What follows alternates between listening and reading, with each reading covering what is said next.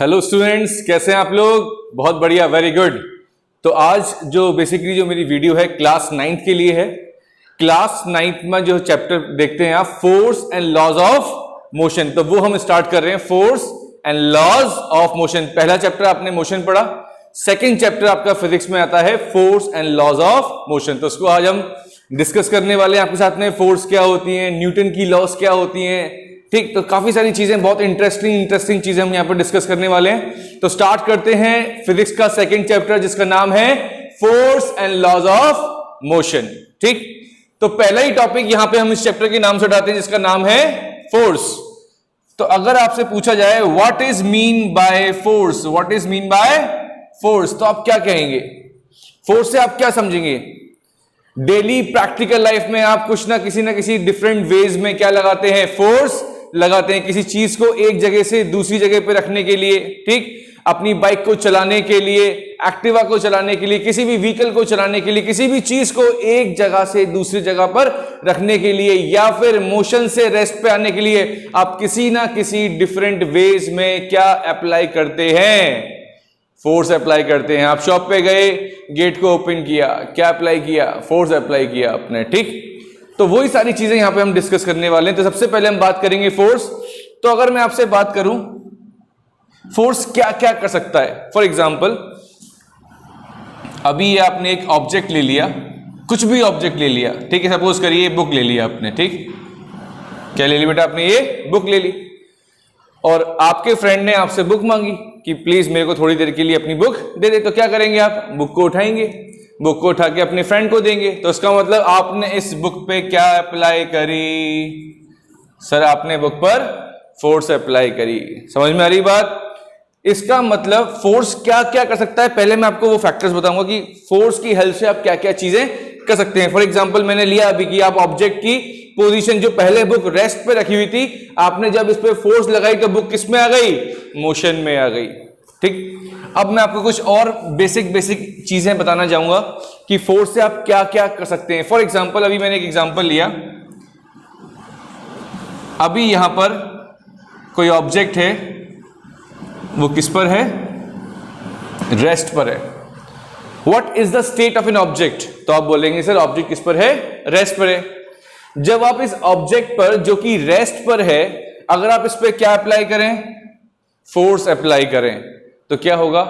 Sir एक stationery object को आप किस में लेके आ सकते हैं? सर मोशन में लेके आ सकते हैं। With the help of force you can change the state of an object. It means initially is at rest, but when you apply the force what will happen? It will change the state. Rest से किस में आ गया object? Motion में आ गया। किस में आ गया बेटा? रेस्ट से मोशन में आ गया। सेकेंड चीज, ये फर्स्ट चीज बताई मैंने आपको। Second thing you can do with the help of force, अगर कोई ऑब्जेक्ट किस पे है? मोशन में है, तो आप किस पे लेके आ सकते हैं? सामने से सपोज करो इतनी सुटेबल कोई चीज आ रही है, आपने दोनों हाथ ऐसे लगा दिए, तो वो ऑब्जेक्ट जो मोशन में था, अगर आपने फोर्स लगाई इस डायरेक्शन में, क्या होगा? वो ऑब्जेक्ट रुक जाएगा, ठीक।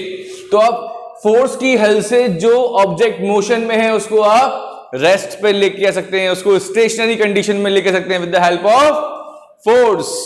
Third one, you can increase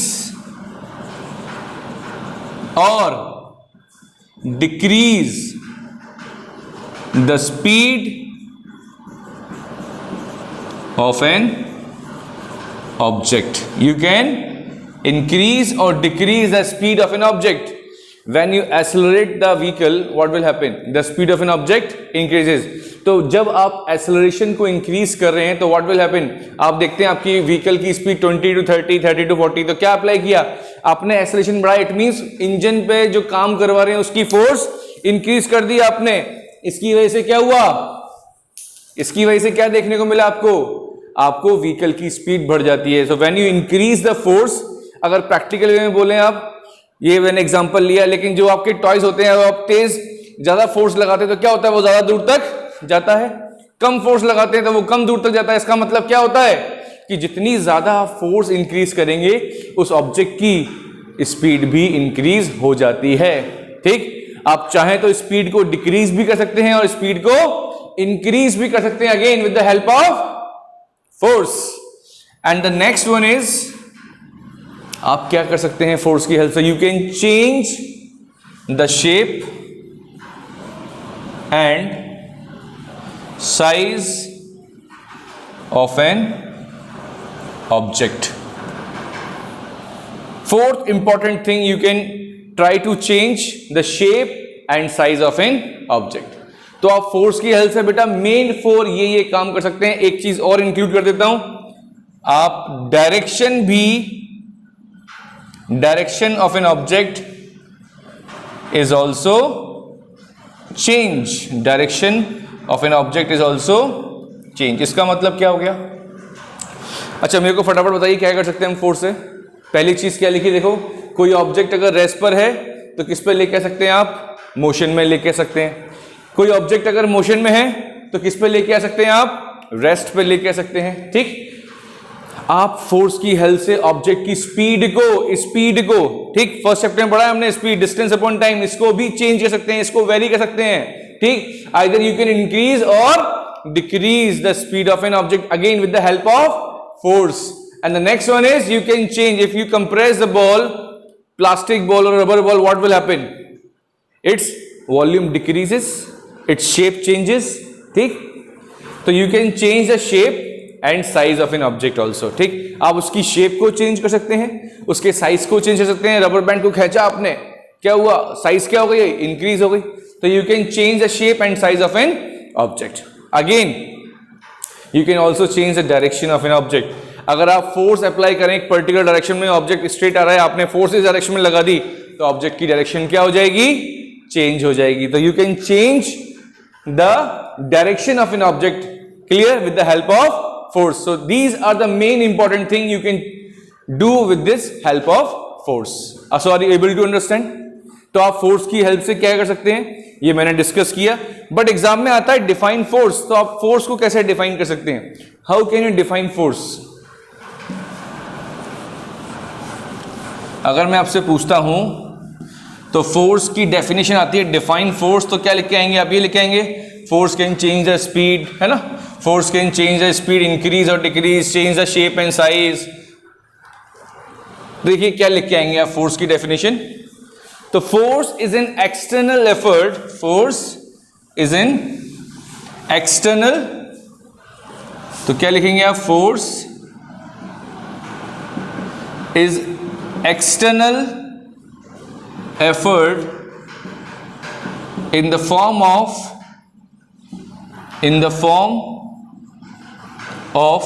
push or pull, in the form of push or pull.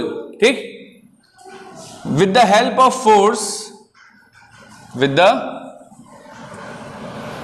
force is exerted,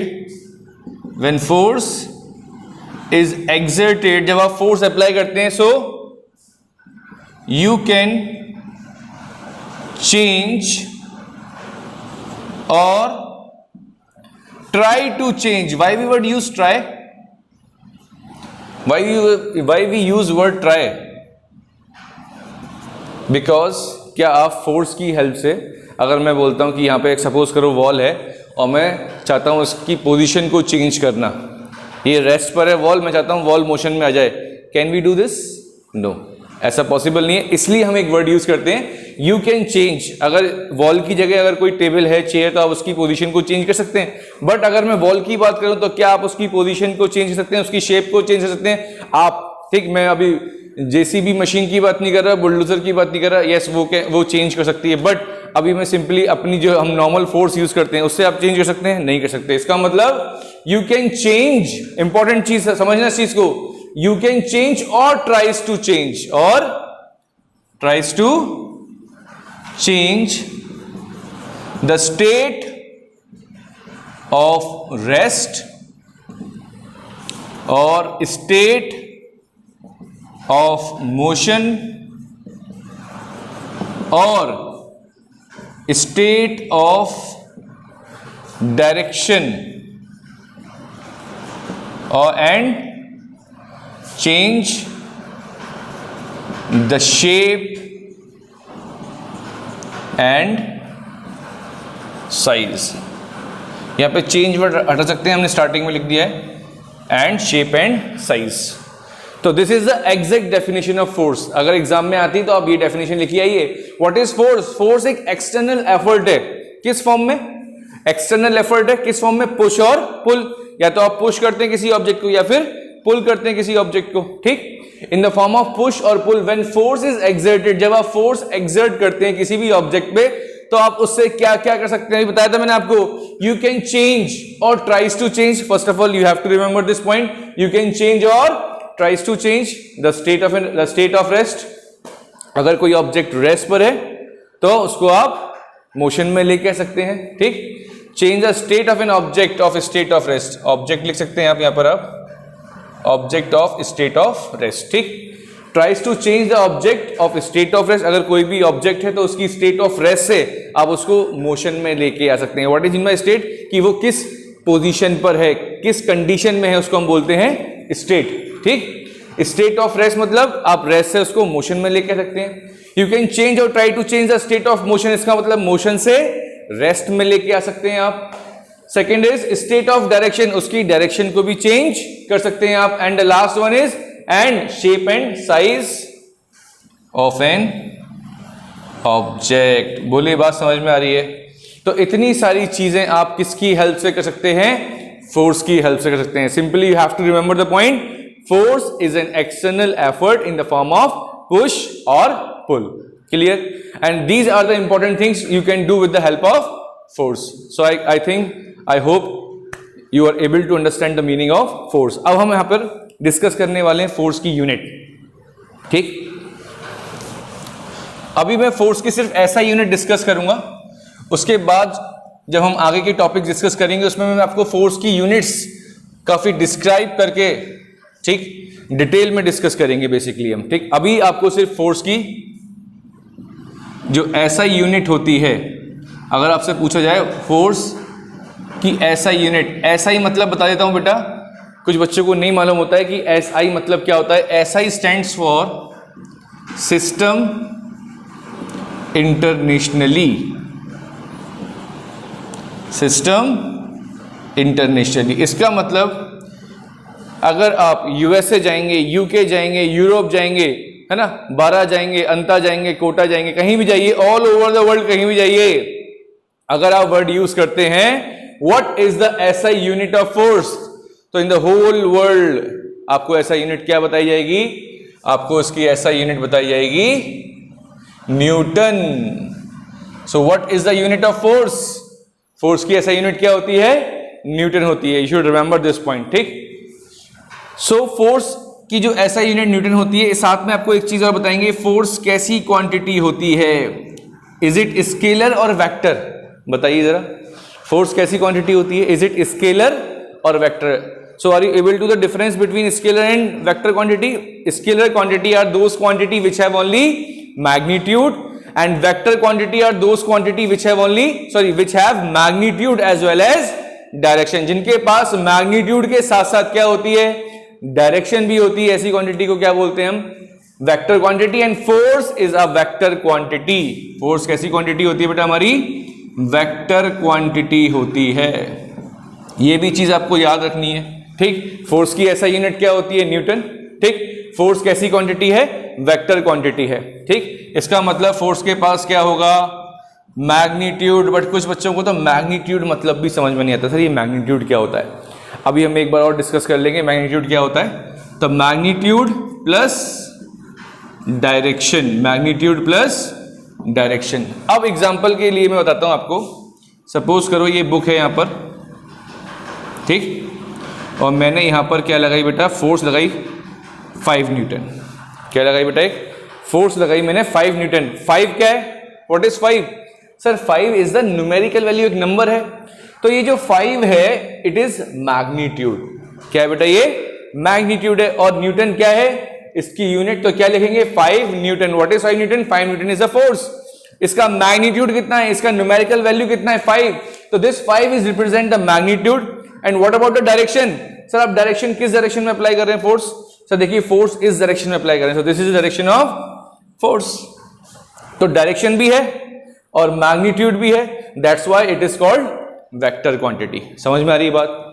तो ये हमारा 5 न्यूटन मैंने एग्जांपल लिया था यहाँ पर, ठीक है। ये है एक वेक्टर क्वांटिटी, इसके पास मैग्नीट्यूड भी और डायरेक्शन।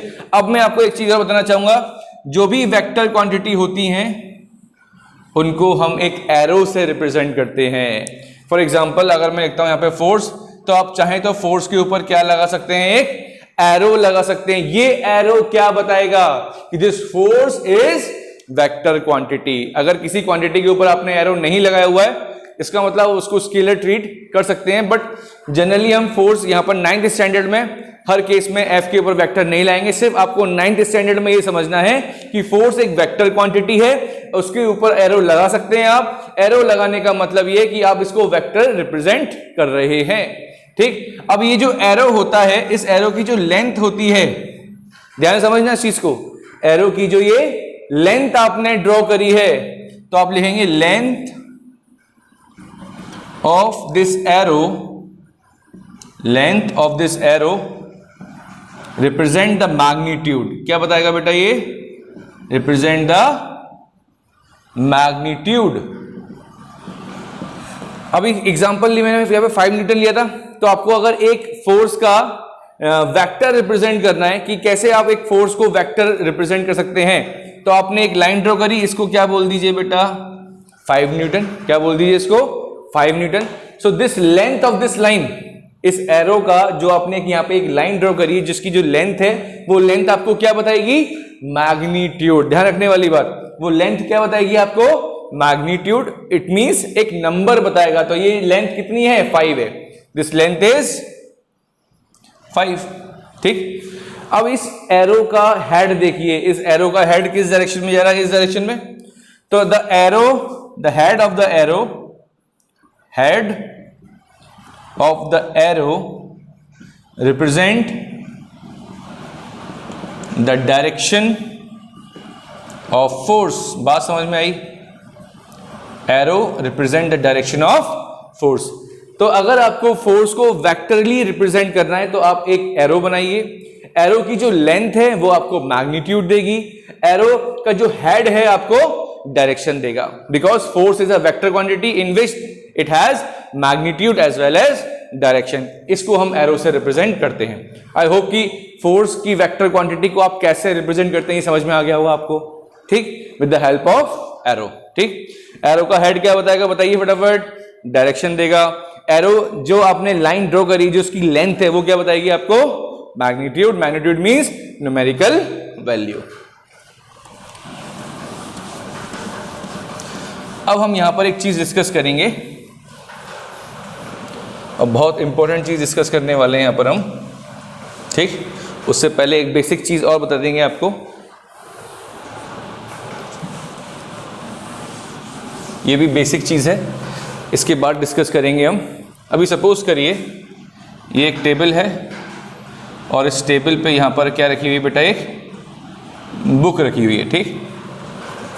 और आपने इस बुक पर फोर्स लगाई इस डायरेक्शन में, ये आपने फोर्स अप्लाई करी, ठीक। तो जिस पॉइंट पे आपने फोर्स अप्लाई करी है, where the force act on the body, where the force exerted on the body, जिस पॉइंट पे आप फोर्स लगाए उसको बोलते हैं हम पॉइंट ऑफ एप्लीकेशन। क्या बोलते हैं? Point of application of force. Point of application of force. इसका मतलब क्या हुआ? आपने फोर्स इस पॉइंट पे लगाई, ठीक, इस जगह पे फोर्स लगाई आपने, तो जिस पॉइंट पे, बॉडी के जिस पॉइंट पे, अभी बुक के इस पॉइंट पे लगा रहे हैं फोर्स, तो उस पॉइंट को हम बोलेंगे पॉइंट ऑफ एप्लीकेशन। इसको नाम दे दीजिए, सपोज करो ए। तो आपने ए पॉइंट पे फोर्स लगाई, तो इस ए पॉइंट पे जो आपने फोर्स लगाई है, वेयर द फोर्स एक्ट, ठीक, तो जहां पे फोर्स एक्ट हो रही है उस पॉइंट को हम बोलते हैं point of application of force. क्या बोलते हैं? Point of application of force. ये पॉइंट क्लियर हो गया, तो आप लिख सकते हैं where the force act on the body, where the force act on the body, ये आप लिख सकते हैं इसमें। सेकेंड चीज आते हैं line of action. Line of action, ये भी चीज समझनी है आपको, लाइन ऑफ एक्शन मतलब क्या होता है। अब देखिए जब आपने फोर्स इस डायरेक्शन में लगाई तो बुक सपोज करो इसकी जो डिस्टेंस है बुक की ये है, तो यहां से लेके यहां तक एक लाइन को ड्रॉ करना है आपको और इस पॉइंट को नाम दे दीजिए बी। तो जब आपने फोर्स अप्लाई करी तो वो फोर्स कहां तक लग सकती है, इस बुक पे ही लगेगी ना। तो इस बुक की जो साइज है वो इतनी है, तो यहां से लेके यहां तक आपको एक लाइन ड्रॉ करनी है। जो आपने ये लाइन ड्रॉ करी है, ठीक, इसको ही हम बोलते हैं line of action. The line drawn from A to B, the line drawn from A to B in which the force act, in which the force act is called line of action। क्या कहते हैं उसको हम? Line of action. तो ये दो चीज समझ में आई। Point of application of force मतलब क्या हुआ? जिस पॉइंट पे आप फोर्स लगा रहे हैं, ठीक है, बॉडी के जिस पार्ट पे, जिस पॉइंट पे आप फोर्स लगा रहे हैं उसको बोलते हैं हम point of application of force. उसके बाद अगर आप उस जिस डायरेक्शन में फोर्स जा रही है, ठीक, जिस डायरेक्शन में फोर्स लग रही है, अगर वहां पर एक लाइन ड्रॉ कर दें आप उस डायरेक्शन के अलोंग, तो उसको हम बोलते हैं लाइन ऑफ एक्शन। ये दो पॉइंट आपको समझ में आने चाहिए। समझ में आया? जैसे कि देखो मैंने यहाँ पे फोर्स अप्लाई करी तो फोर्स की डायरेक्शन ये है, तो इसी डायरेक्शन में एक लाइन ड्रॉ करी ए टू बी, इसको हम बोलेंगे लाइन ऑफ एक्शन। और जिस पॉइंट पे आप फोर्स लगा रहे हैं उसको बोलते हैं पॉइंट ऑफ एप्लीकेशन। ठीक,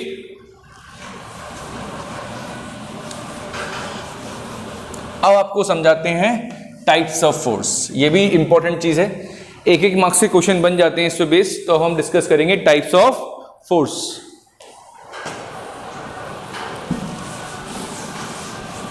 अब हम देखेंगे टाइप्स ऑफ फोर्स क्या होता है। ठीक, तो हमने यहां पर डिस्कस किया टाइप्स ऑफ फोर्स। तो यहां पे हम दो टाइप की फोर्स की बात करेंगे। एक बात करेंगे हम कांटेक्ट फोर्स और second action at A distance force. Action at A distance force. तो हम यहां पे बात करेंगे कांटेक्ट फोर्स की और सेकंड बात कर रहे हैं हम एक्शन एट डिस्टेंस फोर्स। अब कांटेक्ट फोर्स की बात करें तो फॉर एग्जांपल लॉन रोलर है। आपने अपने स्कूल में एक भैया को देखा होगा जो घास काटते हुए जाते हैं, ठीक, जो भी ग्रास होती है बेसिकली उसको क्या करते हैं, कटिंग करते हैं उसकी। तो वो क्या करें, एक मशीन होती है, मशीन को कॉन्टैक्ट में पकड़ा हुआ है और क्या बढ़ते जा रहे हैं, आगे बढ़ते जा रहे हैं। ठीक, तो क्या हो गया ये कॉन्टैक्ट। जहां पर आप जिस बॉडी पे फोर्स अप्लाई कर रहे हैं वो आपका जो फोर्स अप्लाई कर रहे हैं और जो बॉडी है उन दोनों के बीच में क्या होना चाहिए, फिजिकल कांटेक्ट होना चाहिए। फॉर एग्जांपल आपने बॉल को हिट किया तो आपने जो बॉल पे फोर्स लगाई तो बैट और बॉल के बीच में क्या हुई, फिजिकल कांटेक्ट। कांटेक्ट में टच हुआ तभी तो क्या हुई, बॉल आगे गई। अब फुटबॉलर किक्स अ फुटबॉल तो क्या हुआ, फुटबॉल और आपने जो फोर्स अप्लाई करी इन दोनों के बीच में क्या आया, फिजिकल कांटेक्ट। तो जो भी फोर्सेस फिजिकल कांटेक्ट की वजह से लगती हैं दो ऑब्जेक्ट्स के बीच में, फोर्स जिस पे आप लगा रहे हैं वो आप जो लगा रहे हैं इन दोनों के बीच में अगर फिजिकल कांटेक्ट होता है तो ऐसी फोर्स को हम कहते हैं कांटेक्ट फोर्सेस। ठीक, in which there is a physical contact between the force exerted on the object। जिस पर आप फोर्स लगा रहे हैं उन दोनों के बीच में क्या होना चाहिए, फिजिकल कांटेक्ट होना चाहिए। तब आप कह सकते हैं कि ये फोर्स कैसी है, कांटेक्ट फोर्सेस। कांटेक्ट होना चाहिए, फिजिकली कांटेक्ट होना चाहिए। ऑब्जेक्ट जिस पर आप फोर्स लगा रहे हैं और जो आप फोर्स लगा रहे हैं तो आप दोनों के बीच में क्या होना चाहिए, physical contact. For example book रखी है, मैंने बोला बुक को मैंने पकड़ा यहां से और बुक पे क्या कर दिया, शिफ्ट कर दिया। तो आपने बुक पे क्या लगाई, फोर्स लगाई, इसका मतलब फिजिकल कांटेक्ट हुआ। तो जब जो भी दो ऑब्जेक्ट के बीच में एक लगाने वाला और जिस पे फोर्स लग रही है उन दोनों के बीच में अगर फिजिकल कांटेक्ट होगा तो इसका मतलब वो फोर्स कैसी होगी, कांटेक्ट फोर्स होगी। अब हम बात कर रहे हैं action at A distance force. इसको थोड़ा सा आपको समझना पड़ेगा, हो सकता है कि पहले से आपको पता हो नहीं हो। देखिए, इस दुनिया में जितने भी ऑब्जेक्ट होते हैं, ठीक, न्यूटन ने ही दिया था ये कंसेप्ट। अभी आप 9th स्टैंडर्ड में ग्रेविटेशन चैप्टर में पढ़ने वाले हैं। Every object in this universe attract another object. इस पूरे यूनिवर्स में हर एक ऑब्जेक्ट दूसरे ऑब्जेक्ट को क्या करता है, अट्रैक्ट करता है। जिनके पास भी मास है वो क्या करेंगे, आपस में अट्रैक्शन शो करेंगे, ठीक। In which one body attracts another body according to Newton law of gravitation. तो यहां पे सपोज करिए दो ऑब्जेक्ट हैं। अब ये दो ऑब्जेक्ट एक पर्टिकुलर डिस्टेंस पे रखे हुए हैं। सपोज करिए डिस्टेंस कितनी मान लीजिए, r मान लीजिए, ठीक। ये r डिस्टेंस पे रखे हुए हैं। स्टिल ये एक डिस्टेंस पे रखे हुए हैं। There is no physical contact between these two object, but still there is a force exerted on each other. ये इस पे फोर्स लगा रहा है, ये इस पे फोर्स लगा रहा है, विदाउट एनी फिजिकल कॉन्टैक्ट। तो जब दो ऑब्जेक्ट के बीच में बिना किसी फिजिकल कॉन्टैक्ट के जो फोर्स लगती है, उस फोर्स को हम कहते हैं action at A distance force. तो आप लिख सकते हैं एग्जांपल इसका, फोर्स बिटवीन या ग्रेविटेशनल फोर्स। इस फोर्स को हम क्या कहते हैं, ग्रेविटेशनल फोर्स कहते हैं बेटा, ठीक। ग्रेविटेशनल फोर्स, इसको मैं दोबारा साफ करके लिख दूं वरना आप कंफ्यूज हो जाएंगे सर क्या लिखा हुआ है ये स्पेलिंग। तो इसको हम लिख रहे हैं यहां पर, एग्जांपल लिख लीजिए इसके। क्या बोला मैंने, gravitational force between two object, gravitational force between two object. Second, आपने चार्जेस के बारे में सुना है। लाइक चार्जेस क्या करते हैं, प्लस प्लस क्या करते हैं, रिपेल करते हैं, ये आपने पढ़ा होगा। माइनस माइनस क्या करते हैं, रिपेल करते हैं। प्लस माइनस क्या करते हैं, अट्रैक्ट करते हैं, है ना, ये चीज़ आपने पढ़ी होगी। माइनस प्लस भी क्या करेगा, अट्रैक्ट करेगा। इसका मतलब like charges repel each other and unlike charges attract each other, ये आपने पढ़ा होगा। तो देखिए दो प्लस के चार्जेस है, यहाँ पे दो बॉडी है, एक दोनों पे प्लस का चार्ज है। सपोज करिए फिजिकल कॉन्टैक्ट है, no sir, there is no physical contact, still they are move away from each other. अगर ये अपने आप दूर जा रहे हैं एक दूसरे के, तो उसका मतलब कोई ना कोई फोर्स तो लग रही है। उस फोर्स को हम कहते हैं यहाँ पर, फर्स्ट एग्जांपल ये हो गया।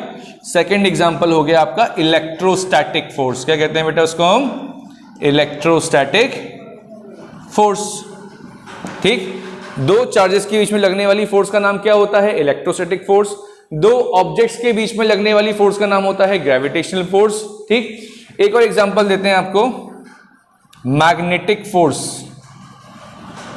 मैग्नेटिक फोर्स, मैग्नेटिक फोर्स क्या होती है आपको मालूम है। अगर आप किसी मैग्नेट के पास में, ठीक, एक आयरन लेके जाते हैं, एक magnetic material, iron, steel, cobalt, निकल, कुछ भी लेके जाएं, वो मैग्नेट उसको क्या करती है, अपनी तरफ अट्रैक्ट करती है। इसका मतलब मैग्नेट और मैग्नेटिक मटेरियल के बीच में क्या लग रही है बेटा, एक फोर्स लग रही है, जिसकी वजह से क्या हुआ, वो अट्रैक्ट हुआ। बट आपने कोई फिजिकल कांटेक्ट दिया क्या, आपने टच कराया नहीं, ऑलरेडी डिस्टेंस पे होती है, क्या कर लेती है, तुरंत उसको अट्रैक्ट कर लेती है। इसका मतलब इन दोनों के बीच में एक action at a distance force लग रही है, उस फोर्स को हम कहते हैं मैग्नेटिक फोर्स। बात समझ में आ रही है, क्लियर हो रही है ना ये चीज। तो action at a distance force क्या होती है, वो फोर्स जो विदाउट एनी फिजिकल कांटेक्ट एक दूसरे के ऊपर जो फोर्स लगती हैं, उसको हम कहते हैं action at a distance force, या नॉन कांटेक्ट फोर्स भी कह सकते हैं, ठीक। तो इसकी डेफिनेशन क्या हो जाएगी, in which there is no physical contact,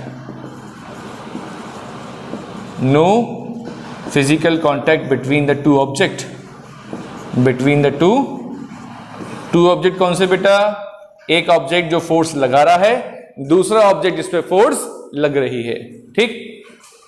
So in which there is no physical contact between the two objects is called action at a distance force. In which there is a physical contact between the two objects, one object which is force exerted and second one is which is force experienced. तो उन दोनों object के बीच में अगर contact force की बात कर रहे हैं, इसका मतलब वहां पर फिजिकल कॉन्टैक्ट है। If there is no physical contact, it means आप एक्शन एट डिस्टेंस फोर्स की बात कर रहे हैं, नॉन कॉन्टैक्ट फोर्स की बात कर रहे हैं, ठीक है। अब आगे डिस्कस करते हैं। आई होप कि समझ में आ गया होगा। फटाफट, दो ऑब्जेक्ट के बीच में नॉर्मली जिनके पास मास होता है, कौन सी फोर्स लगती है, gravitational force. There is no physical contact, still there is a force. दो चार्जेस के बीच में क्या लगता है बेटा, फोर्स लगता है, उस फोर्स को क्या कहते हैं, electrostatic force. There is no physical contact, still there is a force. Again एक मैग्नेट और एक मैग्नेटिक मटेरियल, आयरन, कोबाल्ट, निकल, इनके बीच में भी फोर्स लगता है, but there is still no physical contact. अब आपको ये चीज समझ में आई होगी आई होप। स्टिल कोई डाउट है कमेंट सेक्शन में आप प्लीज लिख दीजिए, ठीक, हम उसको डिस्कस कर लेंगे, नॉट एन इश्यू। चलिए आगे देखते हैं अब हम।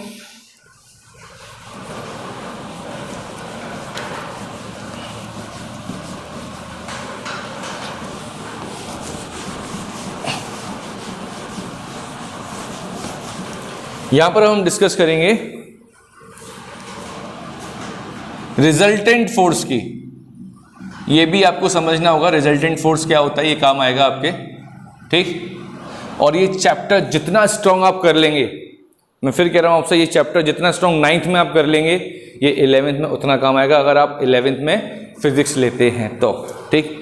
10th की फिजिक्स 9th की फिजिक्स से कोई लिंक नहीं है, ठीक। बट जब आप 11th में साइंस ऑप्ट करते हैं, फिजिक्स ऑप्ट करते हैं, ठीक, न्यू पॉलिसी के अकॉर्डिंग आप कुछ भी सब्जेक्ट ले सकते हैं, फिजिक्स के साथ कॉमर्स भी सब्जेक्ट आप ले सकते हैं, ठीक, आपकी मर्जी है। बट आपको अगर फिजिक्स अच्छी लगती है तो 11th में अगर आप फिजिक्स लेते हैं तो ये चैप्टर बहुत काम आने वाला है आपका 11th स्टैंडर्ड में, ठीक। तो रिजल्टेंट फोर्स की बात करें, फॉर एग्जाम्पल यहां पर हमने एक ऑब्जेक्ट ले लिया, ठीक, ठीक। तो यहां पे एक आए हमारे पास रमेश, एक आए हमारे पास सुरेश, है ना, सुरेश, इट्स सुरेश। तीसरा जो पर्सन था वो आए हमारे पास ब्रजेश, ठीक है। रमेश, सुरेश और ब्रजेश, तीन ऑब्जेक्ट ने फोर्स लगाई, यहां पर तीन पर्सन ने सॉरी फोर्स लगाई। इस फोर्स ने, इस रमेश ने जो फोर्स लगाई उसको बोला F1, सुरेश ने जो फोर्स लगाई उसको बोला F2 और ब्रजेश ने जो फोर्स लगाई उसको बोला हमने F3, ठीक। तो यहां पे तीन फोर्स लग रही है। अगर इन तीनों फोर्स को आप ऐड कर दें और उसको आप सिंगल एक फोर्स से रिप्रेजेंट करें, तीनों फोर्स इस डायरेक्शन में लग रही है तो ऑब्जेक्ट किधर जाएगा, इस डायरेक्शन में। तो इनका तीनों का सम, तीनों को ऐड करने के बाद जो एक सिंगल फोर्स से आप जो रिप्रेजेंट करेंगे, इसका मतलब F किसके इक्वल होगा, F1 plus F2 plus F3। अगर ये तीनों फोर्स सेम डायरेक्शन में लग रही हैं तो इन तीनों फोर्स को ऐड करके कलेक्टिवली अगर उस सिंगल फोर्स का इफेक्ट इन तीनों फोर्स के बराबर है तो उस सिंगल फोर्स को हम क्या कह सकते हैं, resultant force. So what is resultant force? It is that force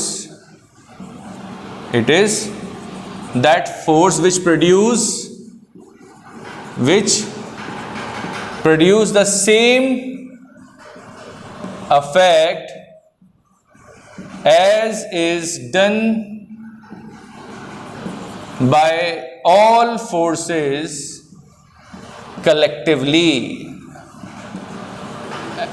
all forces collectively, इसका मतलब इन तीनों फोर्स को कलेक्ट कर दिया जाए, उसके बाद इन तीनों का इफेक्ट सिर्फ किस फोर्स से रिप्रेजेंट कर रहे हैं, एक सिंगल फोर्स से रिप्रेजेंट कर रहे हैं। आप ध्यान रखना, it is that single force, it is that single force which produce the same effect, it is that single force which produces the same effect as is done by all the forces collectively is called resultant factor। इसका मतलब इन तीनों force को add किया, एक single force मिली मेरे को, उस single force को हम क्या कहते हैं, रिजल्टेंट फोर्स कहते हैं। कलेक्टिव होने के बाद, ऐड होने के बाद आप एक सिंगल फोर्स से इन सारी फोर्सेस को रिप्रेजेंट कर सकते हैं, उसी को हम कहते हैं रिजल्टेंट फोर्स। फॉर एग्जांपल इसने लगाई 5 न्यूटन, इसने लगाया 2 न्यूटन और इसने लगाया 3 न्यूटन, तो 5 + 2 7 + 3 10 न्यूटन।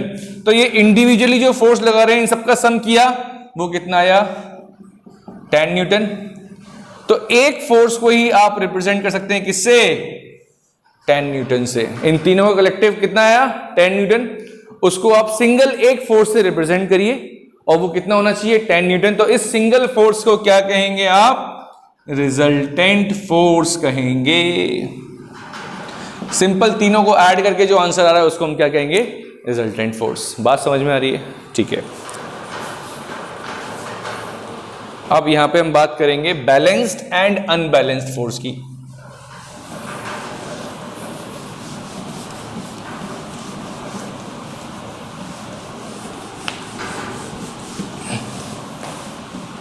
अब यहां पर हम बात करने वाले हैं बैलेंस्ड एंड अनबैलेंस्ड फोर्स की, ठीक है बेटा। अब देखिए पहले हम बात करते हैं बैलेंस्ड फोर्स की। What is mean by balanced force? चलिए अब बैलेंस फोर्स समझाते हैं आपको। तो ये सपोज करिए एक ऑब्जेक्ट है, अगेन, एक ऑब्जेक्ट ले लिया, इसका नाम हमने ए रख दिया, ठीक। यहां पर एक फोर्स लग रही है 5 न्यूटन की, यहां पर एक फोर्स लग रही है अपोजिट डायरेक्शन में, सॉरी इसको हम बनाते हैं इस डायरेक्शन में, ठीक। एक फोर्स लग रही है ये भी 5 न्यूटन की और एक फोर्स लग रही है ये भी 5 न्यूटन की। अब मेरे को बताइए ये जो ऑब्जेक्ट है ये मूव करेगा कि नहीं करेगा। एक फोर्स लग रही है इसकी अपवर्ड डायरेक्शन में, एक फोर्स लग रही है डाउनवर्ड डायरेक्शन में, एक फोर्स टूवर्ड्स राइट और एक force towards left. In this case the object will move और not. What is your answer, बताइए। सबसे पहले यहां पे कितनी फोर्स लग रही है, 4 फोर्स लग रही है, F1 F2 F3 F4, total 4 force act हो रही है यहां पर, ठीक। अब जरा देखिए चारों फोर्सेस को जब आप चेक करेंगे तो एक फोर्स लग रही है ऊपर की तरफ, तो इसको सपोज करिए कितना बोल दीजिए +5 न्यूटन, ठीक है। अपवर्ड डायरेक्शन की फोर्स को क्या बोल दीजिए +5, अभी प्लस से कंफ्यूज हो रहे हैं, छोड़ दीजिए, सिर्फ क्या लिखिए 5 न्यूटन, ठीक। आपने क्या लिखा है यहाँ पे 5 न्यूटन। अब जरा चेक करिए इस ऑब्जेक्ट पर सेम अमाउंट ऑफ फोर्स, ये भी 5 न्यूटन है और ये भी कितना है 5 न्यूटन है, डाउनवर्ड डायरेक्शन में लग रही है। एक फोर्स ऊपर की तरफ लग रही है 5 न्यूटन की, एक फोर्स 5 न्यूटन की नीचे की तरफ लग रही है, तो इस फोर्स के रेस्पेक्ट में ये फोर्स अपोजिट डायरेक्शन में, तो 5 न्यूटन - 5 न्यूटन कितना आ गया बेटा, 0 आ गया। इसका मतलब ये दोनों फोर्सेस क्या हो गई, F1 and F2 are same magnitude, इनका मैग्नीट्यूड कैसा है 5, दोनों कैसा है 5, इसलिए क्या बोला same magnitude but opposite in direction, that's why they are cancel out. ये दोनों फोर्स क्या हो गई, इनका नेट फोर्स क्या हो गया 0 हो गया। देखिए ना 5 न्यूटन - 5 न्यूटन क्या हो गया, उसको क्या बोलेंगे नेट। आप चाहें तो इसको नेट फोर्स या टोटल फोर्स भी कह सकते हैं, नेट मतलब होता है टोटल। अब इन दोनों को जरा चेक करो, ये 5 न्यूटन की फोर्स इस डायरेक्शन में लग रही है, ये 5 न्यूटन की फोर्स इसके अपोजिट डायरेक्शन में लग रही है। Again magnitude is same and directions are opposite, एक इधर से खींच रहा है एक इधर से खींच रहा है, दोनों का सेम मैग्नीट्यूड है, क्या होगा अगेन सर यहां पर भी टोटल फोर्स क्या हो जाएगी 0 हो जाएगी। तो ये दोनों फोर्सेस की वजह से भी नेट फोर्स 0 हो गई, इन दोनों फोर्सेस की वजह से भी नेट फोर्स 0 हो गई, तो क्या ऑब्जेक्ट मूव कर पाएगा, तो आपका आंसर क्या होगा, no sir, in this case the object will not move. तो आपको ध्यान रखने वाली बात क्या है बेटा, व्हेन द रिजल्टेंट मतलब टोटल, रिजल्टेंट मतलब क्या होता है बेटा टोटल, व्हेन द रिजल्टेंट और total forces act on the body, the motion of an object not happen, the motion of an object will not happen। इस केस में ऑब्जेक्ट मोशन में नहीं आता है। It means if object is at rest, अगर object किस पर है बेटा रेस्ट पर है, अभी ये ऑब्जेक्ट रेस्ट पे था, 4 फोर्स अप्लाई करी आपने, तो अभी भी इस कंडीशन में ये ऑब्जेक्ट किस पर रहेगा बेटा बताइए, रेस्ट पर रहेगा। अब सपोज करो ये ऑब्जेक्ट 5 मीटर पर सेकंड से क्या हो रहा था, मूव हो रहा था। If object is at motion, if an object is at, इस केस में क्या होगा, एक फोर्स इस डायरेक्शन में, एक फोर्स इस डायरेक्शन में, एक फोर्स इस डायरेक्शन में, एक फोर्स इस डायरेक्शन में। अगेन नेट फोर्स तो क्या है 0 है ना, नेट फोर्स तो क्या है मोशन में है ऑब्जेक्ट, बट नेट फोर्स 0 होने की वजह से क्या ये ऑब्जेक्ट रेस्ट पे आ पाएगा, क्या समझने वाली बात, पहले रेस्ट पे था तो रेस्ट से मोशन में नहीं आ पाया क्योंकि नेट फोर्स 0 थी। अब ऑब्जेक्ट मोशन में है, आप मोशन से रेस्ट पे लेके आना चाहते हैं, still net force is 0, total force is 0। अगर टोटल फोर्स 0 है तो इस केस में क्या होगा, इस केस में object move with uniform motion, object will move with uniform motion. इसका मतलब एक चीज तो क्लियर हो गई आपको, if you apply the balance force on object, if you apply the balance force of an object on an object, तो क्या होगा, if you apply the balance force on an object, in this case total force क्या होनी चाहिए, net force क्या होनी चाहिए, या रिजल्टेंट फोर्स, क्या होनी चाहिए बताइए बेटा? इस बैलेंस केस में रिजल्टेंट फोर्स क्या होती है?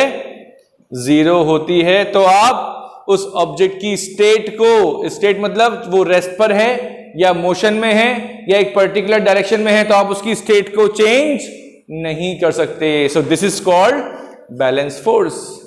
So with the help of balance force you can not change the state of an object. तो इन दिस केस इसकी डेफिनेशन आप लिख सकते हैं, यहां पे लिखा हुआ वैसे, when the resultant force act on the body the motion of an object will not happen। आप इसमें लिख सकते हैं when the resultant force act on the body when the resultant force is 0, when the resultant force is 0, resultant force क्या होनी चाहिए? 0। act on the body the motion of an object will not happen। इसमें आप लिख सकते हैं when the balance force act on the body the state of an object will not change। आप object की स्टेट को चेंज नहीं कर पाते हैं with the help of balance force. ठीक, अगर ऑब्जेक्ट किस पर है बेटा?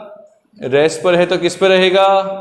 रेस्ट पर रहेगा। सेकंड, अगर ऑब्जेक्ट यूनिफॉर्म मोशन में है तो किस में रहेगा? यूनिफॉर्म मोशन में रहेगा। अगर ऑब्जेक्ट एक पर्टिकुलर डायरेक्शन में तो वो उसी डायरेक्शन में मूव करता रहेगा। Move direction along same direction में मूव करता रहेगा with the help of balance force. बात समझ में आ रही है बेटा आपको ये? तो आई होप कि आपको बैलेंस फोर्स क्लियर हो गया होगा। सिंपल चीज क्या समझनी है? नेट फोर्स 0 होना चाहिए। नेट फोर्स 0 होने का मतलब आप उसकी स्टेट को चेंज नहीं कर पा रहे। सिंपल सा फंडा। ठीक, अब हम बात करेंगे अनबैलेंस फोर्स की। तो जितने भी ऑब्जेक्ट मोशन में आ रहे हैं, रेस्ट पे आ रहे हैं, डायरेक्शन को चेंज कर रहे हैं, शेप और साइज को चेंज कर रहे हैं, वो फोर्स कैसी होगी? Unbalance force. Tug of war खेला आपने? टग ऑफ वार, ये 10 बंदे उधर लगे हुए हैं, 10 बंदे पीछे, 10 स्टूडेंट इस साइड, 10 स्टूडेंट इस साइड। जिसमें फोर्स ज्यादा लगाएगा, जिस डायरेक्शन में फोर्स ज्यादा होगी, वो टीम क्या होती है? जीत जाती है। इसका मतलब वो सिलेक्ट करते हैं भारी भारी बच्चे मेरे जैसे। क्या होता है फिर?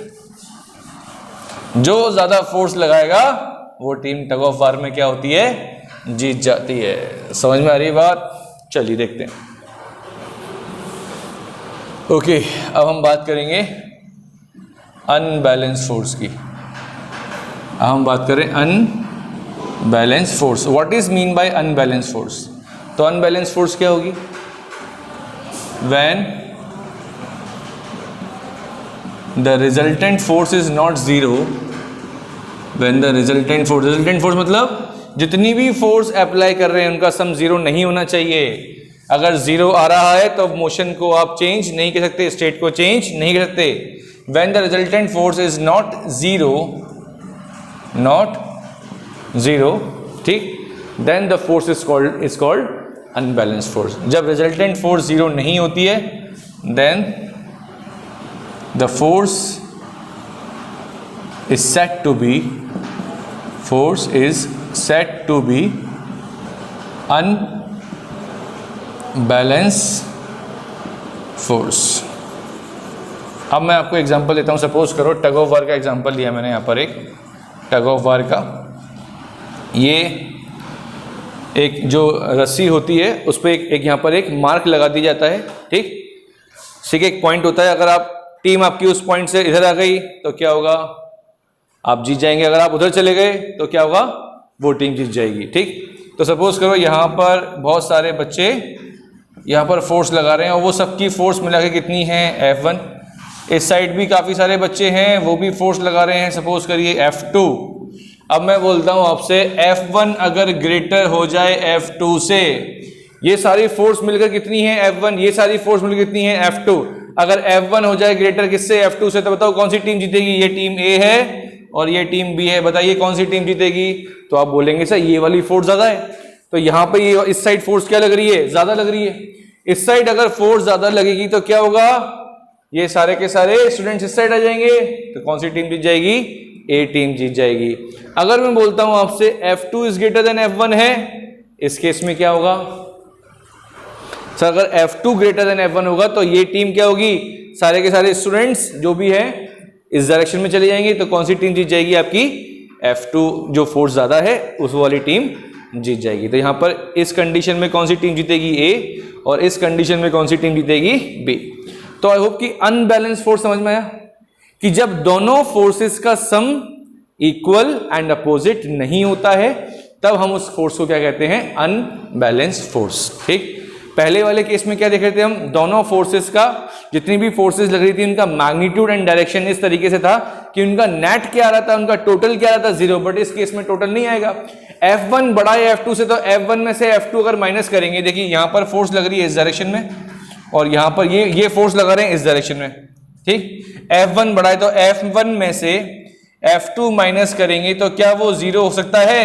नो सर, F1 बड़ा है और ये छोटा है, तो इसका मतलब F1 में से F2 माइनस करेंगे तो वो 0 के इक्वल नहीं होगा। अपोजिट के लिए मैंने यहां पे क्या किया? माइनस साइन लगाया। ध्यान रखना, F1 की डायरेक्शन ये आपने सपोज करी, F2 इस डायरेक्शन के अपोजिट है क्योंकि ये इस डायरेक्शन में फोर्स लगा रहे हैं, तो इसके रेस्पेक्ट में F2 कैसा है? अपोजिट है, इसलिए यहां पर क्या लगा रहे हैं? माइनस साइन लगा रहे हैं। ध्यान रखना बेटा इस चीज को। ठीक, F1 माइनस F2 क्या 0 हो सकता है? नो सर, दोनों बराबर नहीं है, F1 बड़ा है तो ये 0 नहीं होगा। तो ऐसी फोर्स को हम क्या बोलेंगे? Unbalance force. ठीक, अगर F2 ग्रेटर देन F1 होगा तो क्या करेंगे? F2 में से F1 को माइनस कर देंगे। इस केस में ये 0 के इक्वल होगा? नो सर, इस केस में 0 के इक्वल नहीं होगा। तो जब दो या दो से ज्यादा फोर्सेस का सम 0 के इक्वल नहीं आता है, ऐसी फोर्सेस को हम कहते हैं अनबैलेंस फोर्सेस। अब इसका प्रॉपर काम बता देते हैं आपको। इसी अनबैलेंस फोर्सेस की वजह से कुछ ना कुछ फोर्स मिल रही है, माइनस होने के बाद क्या हो रही है? आपको कुछ ना कुछ फोर्स मिल रही है। फॉर एग्जाम्पल ये 10 न्यूटन फोर्स लगा रहे हैं और F2 वाले 5 न्यूटन फोर्स लगा रहे हैं, तो 10 में से 5 न्यूटन कितना आया? तो ये जो 5 न्यूटन फोर्स है, ये जो रिमेनिंग 5 न्यूटन फोर्स है, ये क्या कर रही है? उसको आगे की तरफ लेके आ रही है, क्योंकि 5 न्यूटन तो ये भी लगा रहे हैं और ये 10 न्यूटन लगा रहे हैं। तो 10 में से जो 5 न्यूटन आपने माइनस किया, तो वो रिमेनिंग 5 न्यूटन जो फोर्स है वो इसको आगे की तरफ पुल कर पा रहे हैं। समझ में आ रही है बात? तो अनबैलेंस फोर्स की हेल्प से क्या कर सकते हैं आप? किसी भी ऑब्जेक्ट को रेस्ट से किस में लेके आ सकते हैं? मोशन में लेके आ सकते हैं। ठीक, अनबैलेंस फोर्स की हेल्प से आप मोशन से किसी ऑब्जेक्ट को रेस्ट पर लेके आ सकते हैं। अनबैलेंस फोर्स की हेल्प से किसी भी ऑब्जेक्ट की डायरेक्शन को चेंज कर सकते हैं। डायरेक्शन क्या कर सकते हैं? Change. So simply you can say that with the help of unbalanced force you can change the state of an object. You can change the state of an object, either state of rest to motion, state of motion to rest, or state of direction to any particular direction. So ये जो video था basically आज का, यहाँ पे हमने complete किया। ठीक, फोर्स के बारे में डिस्कस किया, टाइप्स ऑफ फोर्स के बारे में डिस्कस किया, इसकी ऐसा यूनिट डिस्कस करी और बेसिक जो आप काम कर सकते हैं with the help of force. Thank you बेटा, आज के लिए इतना ही है। Bye bye, take care.